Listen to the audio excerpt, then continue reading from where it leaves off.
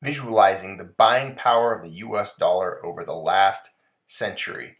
Here we go again, one of those awesome, fun, and entertaining visual economic conversations.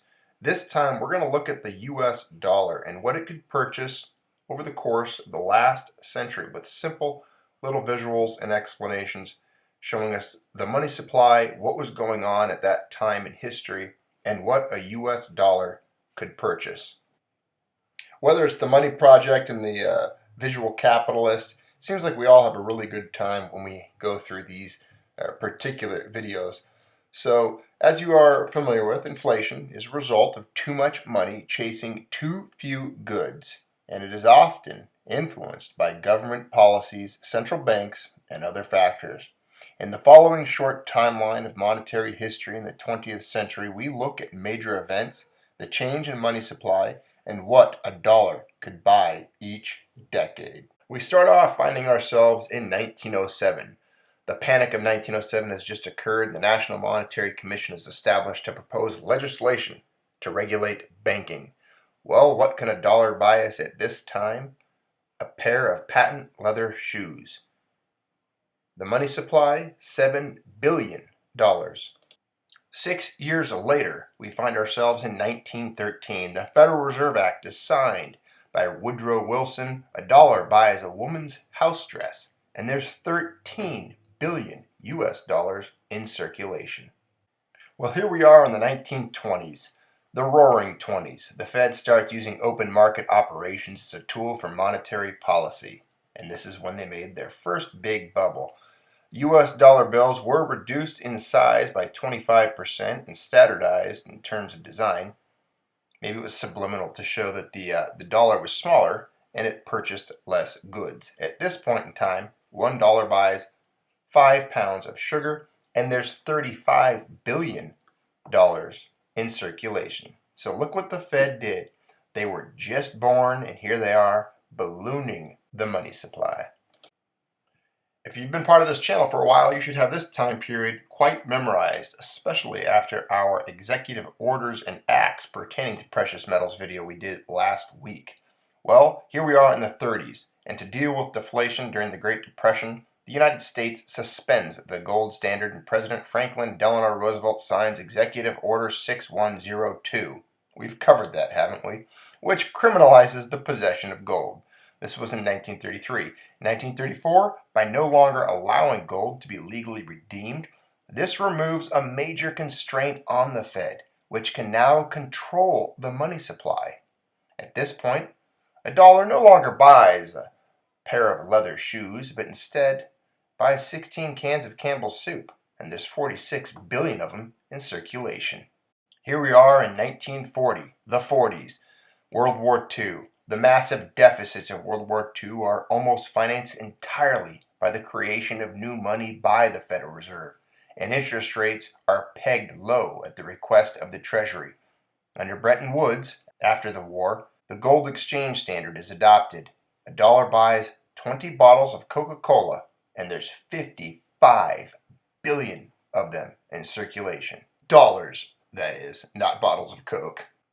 The Korean War starts in 1950, and inflation is at an annualized rate of 21%. The Fed can no longer manage such low interest rates and tells the Treasury that it can, quote, no longer maintain the existing situation, unquote. An agreement called the Treasury Federal Reserve Accord is reached to establish the central bank's independence. A dollar buys a Mr. Potato Head, and there's 151 billion of them in circulation. So we started at 7 billion in circulation, and we could buy a pair of nice leather shoes. Now we get a Mr. Potato Head. Thanks, Fed.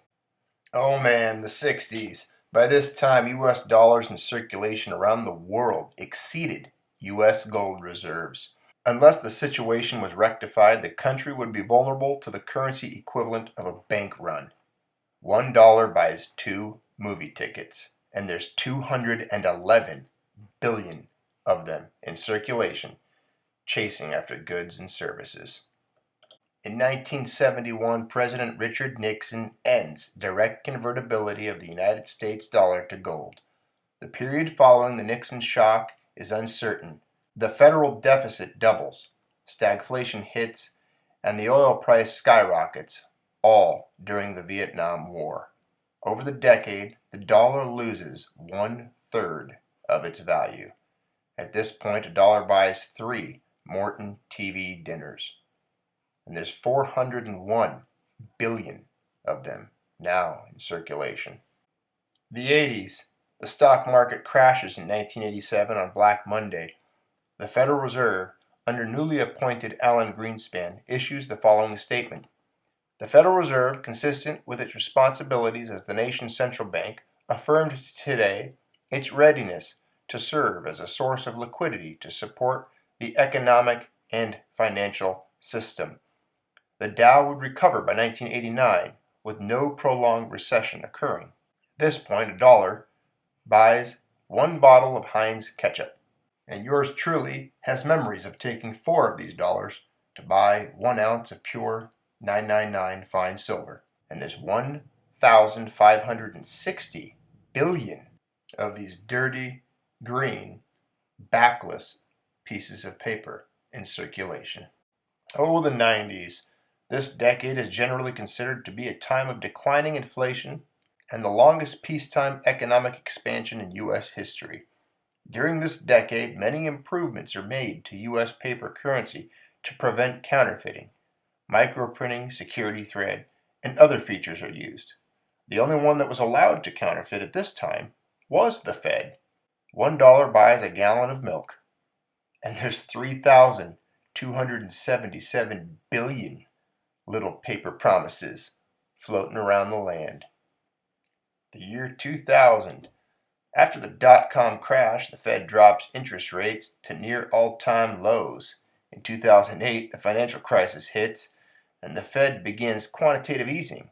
A dollar buys you a Wendy's hamburger, and there's 4,917 billion of these dollars floating around in the U.S. economy. By 2010, the Fed holds $2.1 trillion in bank debt, mortgage-backed securities, and treasury notes. The Fed's balance sheet during the crisis, well, they had quantitative easing 1, 2, and 3. At the turn of the century, the money supply was just 7 billion. Today, there are literally 1,900 times more dollars in existence. While economic growth has meant we all make many more dollars today, it is still phenomenal to think that during past moments in the 20th century, a dollar could buy a pair of leather shoes or a woman's house dress, or as I've stated here before, a steak dinner. The value of a dollar has changed fast, but it's important to recognize that it could change even faster, up or down, under the right economic circumstances. So we went from buying a pair of leather shoes or a woman's dress, or even before that, and even at that time, a steak dinner, to being able to buy 1 song on iTunes, a piece of computer data. We've seen the absolute destruction of the US dollar. We've seen the money supply increase exponentially over the last century. So you have to ask yourself, what are they going to do in the next quarter century, the next 25 years? How much more can it grow to cover the debts, the liabilities? It seems like we're beating a dead horse. We talk about this all of the time. I understand that. And I hope none of you get tired of it. The reminder, the motivation to stack metals, because that is the theme here. That is what we do. And I believe that's why most of you stop by every now and again to get bored and hopefully to use the channel to fall asleep at night, like some of you have stated. Well, if you do use this right now to fall asleep, close your eyes and just imagine your stacks of metal secured, locked away, wherever you have them hidden. And all around them, the dollars are burning, they're becoming less and less valuable, and yet your metal sits there cold, metallic, and stacked up deep. And that metal's ability to purchase goods and services remains unchanged.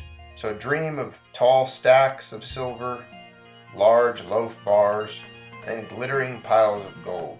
Surely you're not dreaming of fecal and cocaine-filled silk and paper dollars. Thanks for being part of the Junior Small P channel. Have a good night. Sleep tight.